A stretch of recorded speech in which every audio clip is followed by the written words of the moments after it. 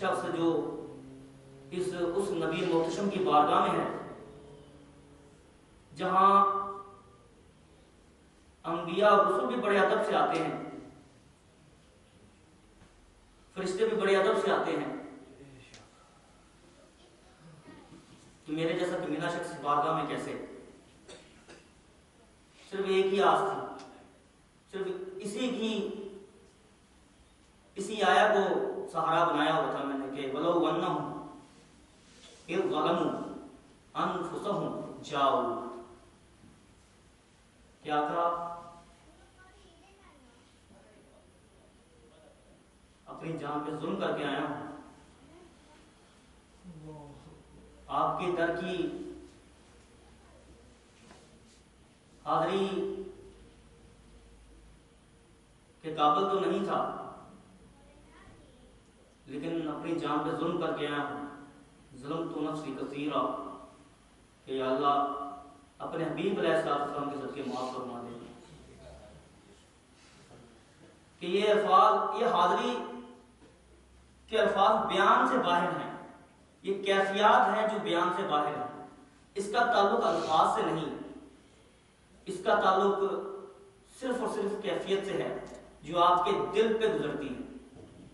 دماغ اس پر کوئی تعلق نہیں کہ دماغ اس کا کیا، جہاں آپ نے دماغ استعمال کیا وہیں آپ گئے، جہاں دماغ کا استعمال شروع ہوا آپ کا، وہی سمجھے کہ آپ اس در سے بارگاہ سے دور ہوتے چلے گئے۔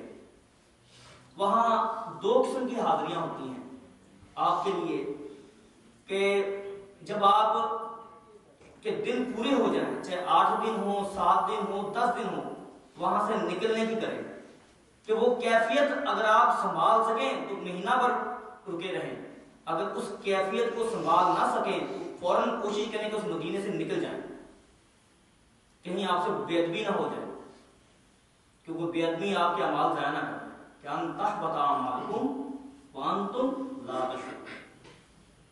ایک ڈر تھا کوئی ایسی بات نہ منہ سے نکل جائے، کوئی لفظ یا خطا نہ ہو جائے کہ جس سے اعمال جل جائیں اور ہمیں شعور بھی نہ رہے۔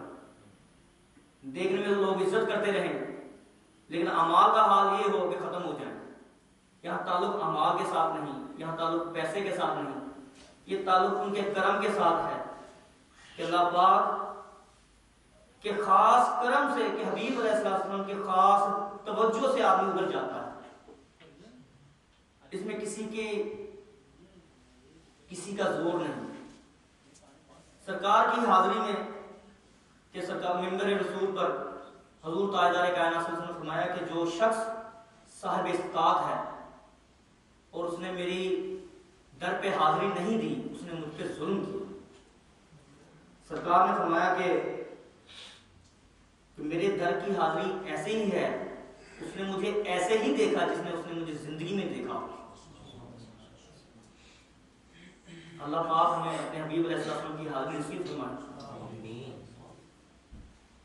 حضور تاجدار کائنات سے فرمایا کہ میرے روضہ سے لے کر میرے گھر سے اور میرے منبر کے درمیان ریاض الجنہ ہے۔ یہ تو حدیث آپ نے سنی ہے، لیکن جہاں منبر ہے، حضور تاجدار کائنات سے فرمایا کہ یہ منبر میرے حوض پر ہوگا، جہاں حوض کوثر ہے یہ منبر وہاں پہ ہے۔ ایک طرح آپ حوض کوثر سے بھی ہو کے آئے ہیں، ریاض الجنہ سے بھی ہو کے آئے ہیں، جنت کے باغ میں سے بھی ہو کے آئے ہیں، اور سرکار کا گھر بھی ادھر ہی ہے، کہ آپ ایک وقت میں جنت میں ہیں، اور جنت میں آدمی جو خواہش کرتا ہے اللہ پوری کرتا ہے۔ وہ بارگاہ تاجدار کائنات کی ایسی ہے، کوئی بھی شخص جائے خالی نہیں آتا، اس کو بھر کے بیچتے ہیں۔ کہ عصر کے وقت گنبد خضرا کا سایہ بنتا ہے قدمین شریفین کی طرف، سرکار تاجدار کائنات کے قدمین شریفین کی طرف گنبد خضرا کا سایہ بنتا ہے۔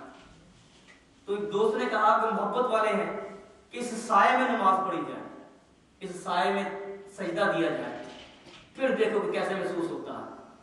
میں شکر گزار ہوں عمران صاحب کا، میں نے ان کو فون کیا تو ان سے پوچھا کہ کچھ بتائیں، کیونکہ مجھ سے پہلے یہ ہو کے آئے ہیں، تو انہوں نے کچھ جگہوں کے بارے میں بتایا کہ سرکار تاجدار کائنات کے درمیان شریفین کہاں ہے.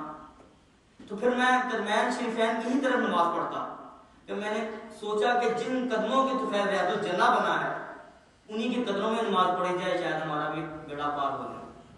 تو کوشش کرتا کہ اندر کی بجائے باہر نماز پڑھتا. یہ دل کی کیفیات ہیں. جب بیت اللہ میں تھا تو بیت اللہ کی طرف بیت اللہ کو دیکھ کر نماز پڑھتا تھا.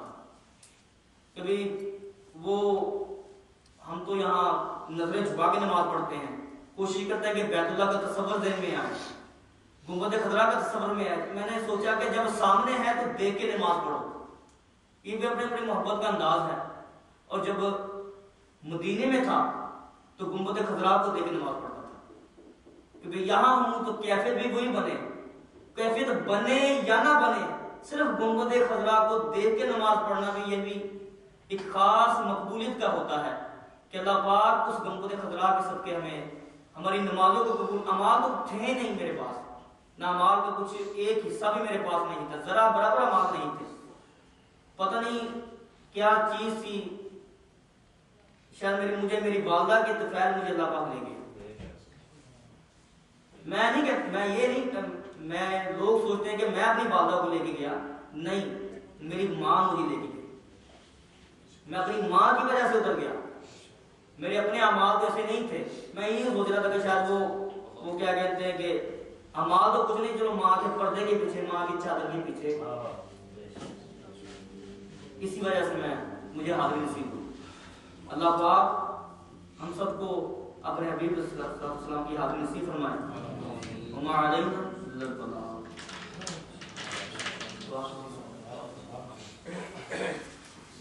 اللهم صل على سيدنا محمد وعلى آله وسلم.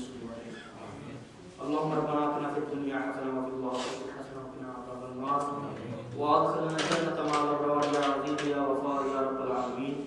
یا اللہ ہم سب کو اپنے حبیب علیہ السلام کی حاضری نصیب فرما، اپنے حبیب علیہ السلام کی حاضری نصیب فرما، اپنے حبیب علیہ السلام کی حاضری نصیب فرما، بار بار حاضری نصیب فرما، بار بار حاضری نصیب فرما.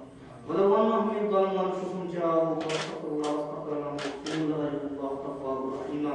یا اللہ اپنے حبیب علیہ السلام کی حاضری نصیب فرما، ہمارے تمام کو پریشانی دور فرما، ہمارے معاملات کا صرف فرما، ہمارے رزق کو کشادگی عطا فرما.